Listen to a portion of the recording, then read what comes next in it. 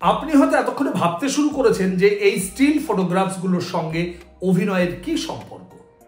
বন্ধু, গভীর থেকে গভীরতর সম্পর্ক। নতুন অভিনেতা অভিনেত্রীদের ক্ষেত্রে অভিনয় করার সময় সব থেকে বড় সমস্যা হলো হাত কোথায় রাখবো। হ্যাঁ বন্ধু, নিজের হাত কোথায় রাখবো। আজকে এই নিয়ে বিস্তারিত আলোচনা করব। অভিনয়ের সময় হাত কোথায় রাখবো, কোথায় হাত রাখলে আপনি সব থেকে বেশি কমফোর্ট ফিল করেন এবং আপনার অভিনয় হয়ে ওঠে একদম সাবলীল। অত্যন্ত গুরুত্বপূর্ণ একটা ভিডিও, শুরু থেকে শেষ পর্যন্ত সঙ্গে থাকবেন। নমস্কার বন্ধুরা, আপনি আছেন আপনার একান্ত নিজস্ব অভিনয় চর্চা কেন্দ্র অভিনয়ের হাতেখড়িতে, আর আমি অভিনেতা বিধান দাস আপনার অভিনয় চর্চার সঙ্গে আপনাকে স্বাগত জানাই। বন্ধু, আপনি যদি এই চ্যানেলে প্রথমবার এসে থাকেন তাহলে অবশ্যই সাবস্ক্রাইব করে পাশে থাকবেন, কারণ এই চ্যানেল শুধু স্বপ্ন দেখায় না, স্বপ্ন পূরণের রাস্তাও দেখিয়ে দেয়। আর যদি অলরেডি সাবস্ক্রাইব করে থাকেন তাহলে অনেক অনেক অনেক ধন্যবাদ। হাত শরীরের অত্যন্ত গুরুত্বপূর্ণ অংশ, কিন্তু অভিনয় করার সময় বেশিরভাগ নতুন অভিনেতা অভিনেত্রীর মনে হয় যে হাত দুটো বোঝা, কোথায় রাখবো কিভাবে রাখবো বুঝতে পারি না। এমনকি এও মনে হয় যে হাত দুটো কোথায় না থাকলে ভালো হতো, ভীষণ আনইজি ফিল হয়, যার ফলে আমাদের আঙ্গিক অভিনয়ে একটা নেগেটিভ ছাপ পড়ে যায়। খুব ভালো বাচিক অভিনয় করার পরেও শুধুমাত্র হাত দুটো ঠিক মতো রাখতে না পারার কারণে আমাদের অভিনয় দর্শক মনে ছাপ ফেলতে পারে না। আঙ্গিক অভিনয় যেটা আমরা শরীর দিয়ে করি, আর হাত শরীরের একটা গুরুত্বপূর্ণ অংশ, সুতরাং বোঝাই যাচ্ছে যে অভিনয়ে হাতের বিরাট বড় ভূমিকা আছে, যাকে খুব সহজভাবে বলা হয় অভিনয়ে হাতের ব্যবহার।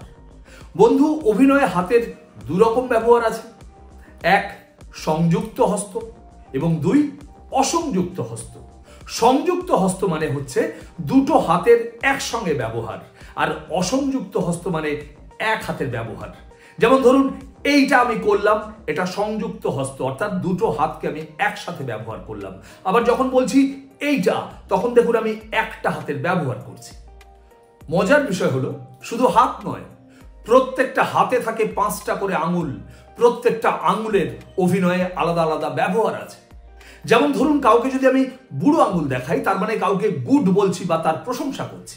আবার কারো দিকে যদি তর্জনী উঁচিয়ে কথা বলি, তার মানে আমি সরাসরি তাকে বলছি বা রাগ প্রদর্শন করছি। আবার এই তর্জনী যখন স্ট্রেট থাকে তখন বোঝা যায় যে চরিত্রটা ভীষণ কনফিডেন্ট বা বিশেষ কাউকে উদ্দেশ্য করে কিছু বলছে। যেমন আমি তোমাকে বলছি, আমি তোমাকে বলছি। দেখুন বন্ধু, তর্জনীটা স্ট্রেট। একজন অভিনেতাকে এগুলো খুঁজে খুঁজে বের করতে হয়, নিয়মিত চর্চা করতে হয়, অভিনয়ে ব্যবহার করতে হয়। একটা কথা মনে রাখবেন, দিস ইজ নট ম্যাথমেটিক্স। এটা কিন্তু অঙ্ক নয় যে এটাই ঠিক বাকি সব ভুল। আমি যেটা বললাম এটা একটা রেফারেন্স মাত্র। আপনাকে আয়নার সামনে দাঁড়াতে হবে, বিভিন্ন সংলাপ বলার সময় হাতের বিভিন্ন ব্যবহার করে দেখতে হবে কোনটা বেটার লাগে, হাতের কোন ব্যবহারটায় আপনি কোনো একটা সংলাপকে খুব সহজে বোঝাতে পারেন, সেগুলো খুঁজে খুঁজে বার করতে হবে, সেগুলো নিয়মিত চর্চা করতে হবে। এগুলো হলো অভিনয়ের সময় হাতের ব্যবহার। কিন্তু আপনি যদি এগুলোতে কমফোর্ট ফিল না করেন তাহলে কি করবেন? কোথায় রাখবেন হাত? বন্ধু, সৃষ্টিকর্তা আল্লাহ, ঈশ্বর, ভগবান আমাদের হাত কিভাবে দিয়েছে? ঝুলিয়ে। ঈশ্বরের থেকে বড় কিছু হতে পারে না। সুতরাং ঈশ্বর যেটা যেভাবে দিয়েছে সেটাই হচ্ছে সব থেকে কমফোর্ট পজিশন।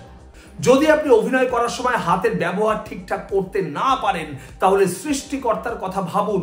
সৃষ্টিকর্তা যেভাবে আপনার হাতটা দিয়েছে আপনি সেভাবে রাখুন, অর্থাৎ ঝুলিয়ে রেখে দিন।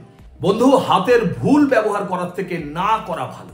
আপনি যদি এইভাবে হাত ঝুলিয়ে কথা বলেন তাহলে খুব একটা অসুবিধে নেই, কিন্তু ভুল ব্যবহার করলে অভিনয়টাই ভুল হয়ে যায়। আবার যদি আপনি হাত দুটোকে সঠিক ব্যবহার করে সঠিকভাবে অভিনয় করতে পারেন তাহলে খুব সহজেই আপনি দর্শকের সঙ্গে কমিউনিকেট করতে পারেন এবং আপনি হয়ে ওঠেন একজন ভালো অভিনেতা, সাবলীল অভিনেতা। বিষয়টাকে আমি যত সহজ এবং ছোট করে বলে ফেললাম, বিষয়টা কিন্তু তত সহজ বা ছোট নয়। It's a big subject, how to use your hands in acting. অভিনয়ে হাতের ব্যবহার। যারা আমার কাছে সরাসরি অভিনয় শেখেন, আমি তাদের হাতে ধরে ধরে এগুলো শেখানোর চেষ্টা করি। আপনিও যদি সরাসরি আমার কাছে অভিনয় শিখে অভিনয়কে ক্যারিয়ার হিসেবে নিতে চান তাহলে এক্ষুনি যোগাযোগ করুন নিচে লাল স্ট্রিপে দেওয়া নাম্বারে। আজকে এই পর্যন্ত, দেখা হচ্ছে খুব তাড়াতাড়ি নতুন কোনো ভিডিও নিয়ে। ততক্ষণ ভালো থাকবেন, সুস্থ থাকবেন, আর হ্যাঁ, অবশ্যই চর্চায় থাকবেন। আপনার অভিনয় জীবনের শ্রীবৃদ্ধি কামনা করি।